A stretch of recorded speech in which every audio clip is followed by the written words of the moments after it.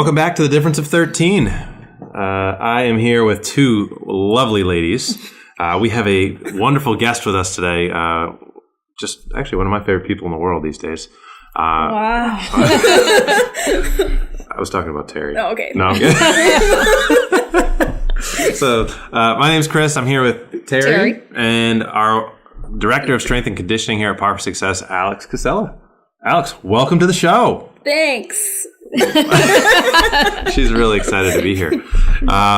She is. She is. I but am. We sprung this on her right now that we wanted her to be our next guest because we've actually had a lot of athletes and a lot of people with the same question, particularly in our kid programs, about nutrition. So before we get into that topic, let's talk about we've keto, South Beach. What are the other diets? Weight Watchers, lean cuisine. It's WW. Oh, WW? Yeah. I'm not up with the lingo. Sorry. They don't even call it Weight Watchers anymore? No. I didn't know that. They're trying to rebrand. Oh. So, I guess before we even get into all that, why don't you tell everybody listening, who you are, your background. Yeah. Why are we asking you about nutrition today? So I am strength conditioning coach here, but also do the nutrition coaching for all of our in-house athletes, all of our juniors, elites, adults. And I've been doing the nutrition coaching for a few years now. I'd say 3 to 4 years. I really minored in nutrition in college along with my exercise science degree. So a pretty good background with it. And it's I am very deeply passionate about it, actually. I love strength conditioning, but I could talk nutrition all day to anybody. I love it. So how are we going to put some weight on Teri? She's looking a little lean these days. Teri's got enough weight on her. That's okay. I just don't have it in the right places. It needs to redistribute.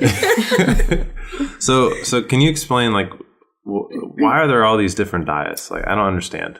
Yeah, there are so many out there, and it seems like a new one every day. Mm-hmm. But I think it comes down to people are mainly trying to lose weight, see performance increase, and they think that one diet is going to do it for you and for everybody. And usually it's cutting out one thing completely or just sticking to certain foods. Right. They all seem very limited. You can only have this group of foods. Yeah, it's usually a restrictive thing, right? Usually, and what we see is most of the time is those things always fail. Mm-hmm. Or they're not sustainable for a long time. And some of them, any diet will work, actually. Mm-hmm. Any diet will work, help you lose weight or give you some kind of result that you're looking for, but it's more, you don't see the sustainability with it for long term, and that's where they fail. And especially in the weight loss community, you see people losing weight on these diets, whatever it may be, but the research shows that they will 85 to 90% of those people will gain it back and even more every time. That has to be frustrating. Yeah, and then they go on the yo-yo dietings, so they end up losing and then gaining everything and more back. They lose it again, they gain even more back, and it gets harder and harder each time to lose the weight. So that's one of the main things we see today. So what's the answer then? Right. So if instead of jumping on the latest fad diet, when you're coaching your athletes or how do we do that? Right. How do we help people? I think the most important thing to know is that how do we eat for performance for athletes here? What's going to make you feel the best, perform the best? Your energy is going to be on point, but you're not restricted in any way. And we don't really want any of our athletes eating in this huge deficit of calories because then energy will be compensated and performance will be compensated. I kind of talk to everyone to stick to whole foods and, most of the time eating, I don't really like the word clean unless you're talking about spraying your food with Windex or something. But things that don't come out of a box. Yeah. Some would say the chicken I eat looks like it's been sprayed with Windex. Clean chicken. It's been bleached. But I think the important thing to teach people is that there is no one diet that's best. There are things that are going to work for different people. You should stick to getting those whole foods, nutrients from different places. You need vitamins and minerals to survive and to live and to perform all the functions in your body. And you need protein to synthesize muscle. synthesize muscle and build muscle. So one of the biggest things for our athletes in-house is definitely make sure they get enough protein in their diet. Not restricting them to one source. I mean, if they're a vegetarian, there are other places to get it. That's a fad diet right there. Vegetarianism that's a fad diet too. But making sure more we teach them macronutrients and the sources of each of the macronutrients, and that they're getting the right amounts of each of those. And a lot of the diets sometimes restrict a whole macronutrient. So macronutrients, your proteins, your carbs, and your fats. And a lot of the diets we're seeing today just take one out completely. Yeah. That's one, not sustainable, and you're missing a lot from taking out one of them. So what we're teaching everybody here is that you need a certain amount of each of those. And does it vary from person to person? Yeah, definitely. Activity levels, age, height and weight. There are different calculations you can use, but yeah, it's definitely going to vary person to person. What about different body types? I'll hear from people, I just can't put on. Some people I can't keep on weight. Other people I can't get rid of the weight. I'd love to give mine to that guy who can't put it on. Yeah. How impactful are are there different body types? What are they, and then how impactful? Yeah, you can look at it as there are the endomorphic people, the ectomorphic people, and the mesomorphic. Endomorph is the larger scaled person who's broader and just tends to hold on to a lot of the weight, and the ectomorph, I think the other side of the spectrum, just really lean and usually can't put on a lot of weight. You can use that when you're kind of coaching someone through nutrition. The ectomorphic person will burn through calories quickly. Their metabolism is quick. Yeah. So you definitely want to be, that person's going to be wanting to eat a little more on the carbohydrate scale. They probably burn through carbs pretty easily. If you're doing portion sizes with that person, giving them 2 fists of carbs per day instead of 1, the endomorphic person will use 1. As far as energy levels, the endomorphic person will usually be very low energy. Ectomorphic person a little bit more filled with energy, and you can also, and mesomorphic's kind of right in the middle. So that's when you can kind of think of portion sizes and so body composition. And that's how you get around that. Just kind of gearing portion sizes towards the type of body type they have. Okay. And the only thing I wanted to make sure we clarified, what are Whole Foods? Is that you got to go to Whole Foods to buy food from there? Or? No, because they're really expensive. Yeah. I can't afford it. When I say Whole Foods, I mean fruits and vegetables, proteins as far as meats, lean cuts of meats, beef, chicken, steak, but things that you don't get in a package or a bag. All right, so the Girl Scout cookie sitting on my desk would not be considered Whole Foods. Whole Foods. No, it's a whole cookie, but it's not. I told you, Teri. I know. Well, I'll just eat them all in that way. I'll save you. Yeah. That much chocolate is not good for you.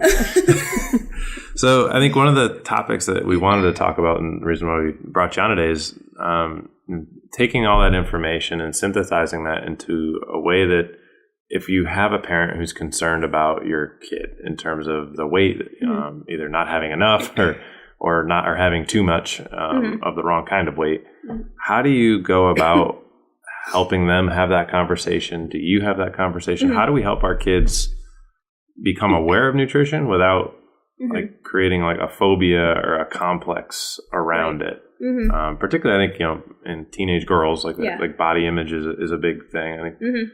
I think honestly, coming from the guy side, I think it's under talked about in terms of you see all the magazines, all these jacked, ripped guys that are they just cut for that shoot. They don't actually look like that when they live, and they've been airbrushed. But you get this feeling I got to look like that guy, otherwise I am insignificant. Yeah. How do we go about having those conversations? And maybe it stems to the performance versus the weight loss conversation. Or so let's say I have an athlete. An athletic kid and the parent is concerned about weight. How do you go about having a conversation about nutrition and with them? Yeah, I think that's a tough subject that we do see a lot, especially in the female population of teens.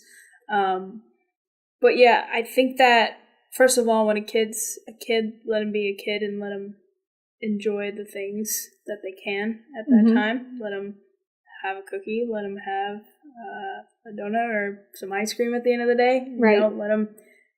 Don't teach that there's bad foods to your kids. I mean, no matter teen or younger, I think when we teach bad foods, it sets up for bad habits in the future. But I think teaching them that if you do eat the whole foods, you can have this.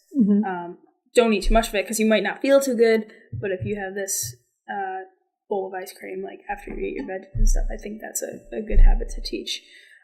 When it comes to the performance side and teaching females, I think it's really good to encourage eat for performance, eat for a body composition that's going to help you perform better, not to be obsessed with a scale. You know, the scale it fluctuates like crazy, especially in growing girls and boys. When you put on more muscle, you'll see the weight spike, and that's not a bad thing. Like, so we want some of our athletes putting on muscle, and definitely. Lean muscle mass sometimes is very dense.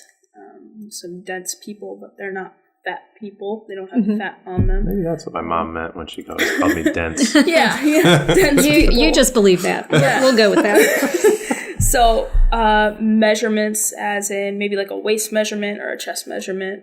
Measurements around your arm and your torso are better things to take, and consistently to see those things change. That more yields body composition than a weight. And then kind of teaching that, you know, females like hold water, especially at a certain time of the month, their weight spikes, and then it can really get in their head, and it's not good for them. And I've seen a lot of girls kind of get messed up, and then their parents don't know what to do. But I think more teaching them, like we were talking about earlier with the macronutrients, you know, you need a certain amount of this macronutrient, this amount of carbs and protein to perform really well, to sustain your lean muscle mass, and then you probably, for an added bonus, would be burning fat too. So I do have an athlete who maybe does have to drop some weight, maybe not so much focused on that, but let's try and, like I just said, like maintain the lean muscle mass, and then you'll be burning fat, and you'll feel more energized, and your performance will go up, and your performance will be better. So just being really careful of how you word things too when you're talking to young teens. And so it sounds like parents. Focusing more on the process, you know, eat healthy, do the right exercises, and then the end result will be that they're in better shape. Yeah. As opposed to you need to lose weight. Right. And not even focusing on that end result either. Just kind of like the overall journey of teaching the habits. Right. You know, teaching kids the good habits now when they're young so they can carry it into when they go to college. Because a lot of parents' biggest concern is when my kid's going to go to college and they're in the freshman 15. And so if we teach them these habits now, they'll take it with them into their college years. Well, I think especially if you can wrap it into what they're motivated by. So like if we're working with an athlete and they want to be better at their sport, and you tie it into that framework of if we can achieve these things and develop these habits, just like, you know, if we talked golf and if you had this pre-round routine and you were set in your habits and this is your gym routine, and, you know, as with any sport, if you control everything you can control, then you're much better prepared for those uncontrollables whenever they do come. So that's what it sounds like you're doing really well, is tying it into, get away from the whole body image thing and tie it more into the performance side and say, hey, look, if we want you to, you know, hit the ball farther, throw the ball faster, or run faster, these are the elements that we need to do in order to really support everything you're doing in the gym and support what you're doing in your sport. And if we can do those things, then we're going to see those end results. Oh, and by the way, icing on the cake is if we do take all those measurements, those probably continue to get better and improve as well too. Yeah.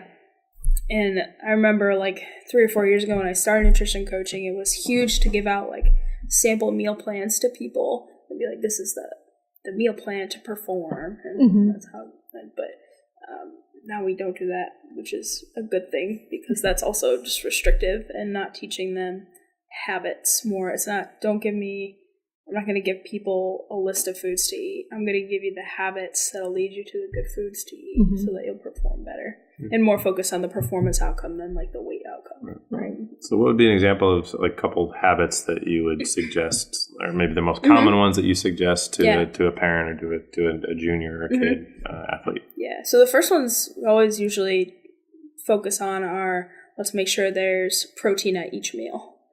Protein dispersed throughout the day is going to help with just maintaining metabolism and lean muscle mass and help with recovery, especially for our athletes. So that's one of the big ones, making sure that they have, depending if they're a boy or a girl or what their age is and their performance level, maybe a palm size to 2 palm size of protein, whatever the protein is, and then just give them some good sources of protein to take home with them. And then the next one would be water. Usually just drinking a big cup of water before and after each meal. Just kind of focusing on hydration there, and that's a good habit to have anywhere and can ward off any hunger that's really not hunger. Sometimes you're just dehydrated and your body thinks it's hungry, but it's just dehydrated. Right. So those are like the main 2 that I like to start people on. And then the last one would be, you do have someone who tends to overeat or overeat bad things, eat slowly. Because it takes 10 minutes for your brain to register that you're actually full, that the food has actually gotten to your stomach.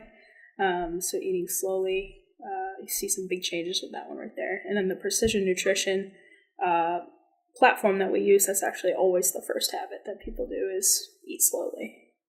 So what does that mean? So like take 40, set a timer and I take a bite, and every 45 seconds I take another bite. Is what does that mean? In the platform, it describes it as like finish chewing each bite and swallow each bite before you actually go for the next one.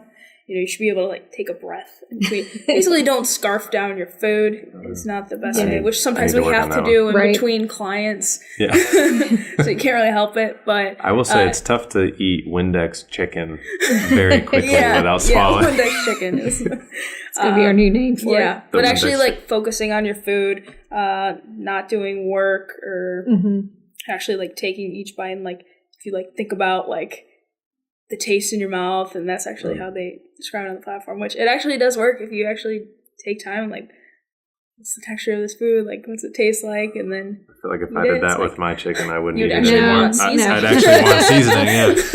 All right. So do as I say, not as I do. So being more thoughtful when you eat. Yeah, and I know it's not a perfect world and not everyone can do that at every meal, but being conscious of, how fast you're eating your food or not just mindlessly sitting in front of the TV eating the chips. Yeah, and that's when that comes in, is when we eat so fast that we don't even know that we just ate a whole bag of chips. So. Or a box of Girl Scout cookies. Yeah, how many are left over there, Terry? Not many. All 3 boxes. Just you today, huh? Pretty much, yeah. Cool. Y'all eat healthy, so I'm saving you from the cookies. I appreciate it. You always take one for the team. I'm a giver. Yeah. If I start, I won't stop. So that's all you. Yeah, control issues. Me too, Alex. I'm right there with you. Yep. So, are there any other kind of tidbits of advice that you give? I mean, I think that's huge. Those three kind of habit of focus. That those are 3 simple things. I think focusing on the performance or the end result. Like the reason that a parent is going to want their kid to be healthy is because they want them to do something. They want them to play well at a sport. They maybe just want them to enjoy life or be healthy with their friends. So I think if whenever you can put that into context of something performance, and that doesn't need to be sport performance. It could be school performance. Maybe they're super academically driven, and it'll increase brain function and all that sort of stuff too. So, is there any other tidbits that you'd like to give out there to any parents listening? And just eat for your goals, and if your child is dieting at a young age, it's not a good thing. If they're trying the next fad diet, you should probably steer them clear of it. Just teach them to eat for performance around their workouts. Ask them how they're feeling energy-wise. That can be a big nutrition hack. And there's a lot of information out there on nutrition, and just find the diet that works for you, but it's not a diet per se. You're not trying to do anything extreme. And like I said, there's just a lot of info out there. Don't get too overwhelmed. Are there any good resources that you'd recommend, like to filter through all the crap that's out there. Yeah.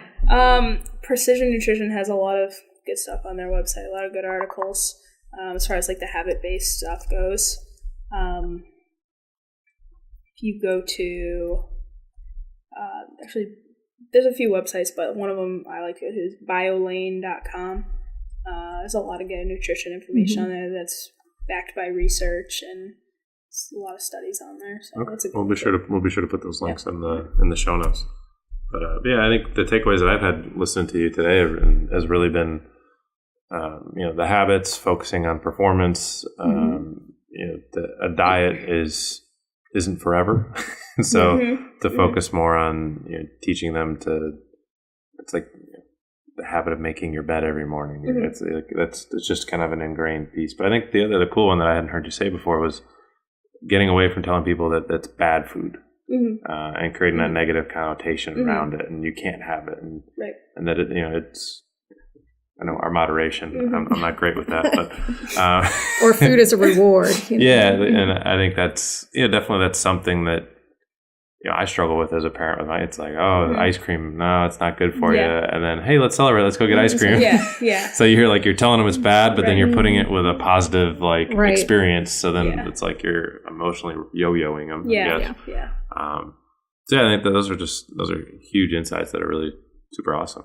Yeah, well, I mean, you gave us one thing that everybody can go home tonight and try to eat more slowly and take each bite and really think about it and see if it makes a difference in your dinner. See how many days it takes till I start putting seasoning on my chicken. I was really chewing it and tasting it. It really tastes terrible. It took like 25 seconds to chew that one piece of chicken.